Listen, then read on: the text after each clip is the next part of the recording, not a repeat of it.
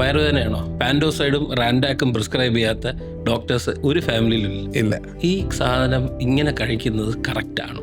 അതൊരു വളരെ ഇമ്പോർട്ടൻ്റ് ആയിട്ടുള്ള ക്വസ്റ്റ്യൻ ആണ്. നമ്മുടെ പോപ്പുലേഷനിലെ 45% ആൾക്കാർക്കും അഫക്റ്റ് ചെയ്യുന്ന ഒരു അസുഖത്തിന്റെ പേരാണ് GERD, gastro oesophageal reflux disease. അതായത് അസിഡിറ്റി കൂടിയതും മറ്റു കാരണങ്ങൾ കൊണ്ടും ആഹാരം അന്നനാളത്തിലേക്ക് കയറി വരുന്ന ഒരു രോഗം. ഇതാണ് ലോകത്തിൽ തന്നെ ഏറ്റവും കോമണസ് ആയിട്ടുള്ള രോഗം. അതുകൊണ്ട് നിരന്തരം നമുക്ക് ഗ്യാസിന്റെ മരുന്നുകൾ പലതും കഴിക്കേണ്ടി വരാറുണ്ട്. അതിൽ ഏറ്റവും കോമൺ ആയിട്ട് പണ്ട് കാലങ്ങളിൽ കഴിച്ചുകൊണ്ടിരുന്ന മരുന്നിന്റെ പേരാണ് ഈ റാൻഡാക്ക് എന്ന് പറയുന്നത്. നമ്മൾ റാനിറ്റിഡിൻ എന്നാണ് അതിന്റെ ആക്ച്വലി പേര്. ഇപ്പോഴത്തെ കാലത്ത് അതിന് പകരം പാൻഡോപ്രസോൾ, എസമോപ്രസോൾ, പാൻഡോപ്പ്, സോംപ്രാസ് എന്നൊക്കെ പറയുന്ന മെഡിസിൻസ് ആണ് ഇപ്പോഴത്തെ കാലത്ത് കൂടുതലായി കഴിക്കുന്നത്.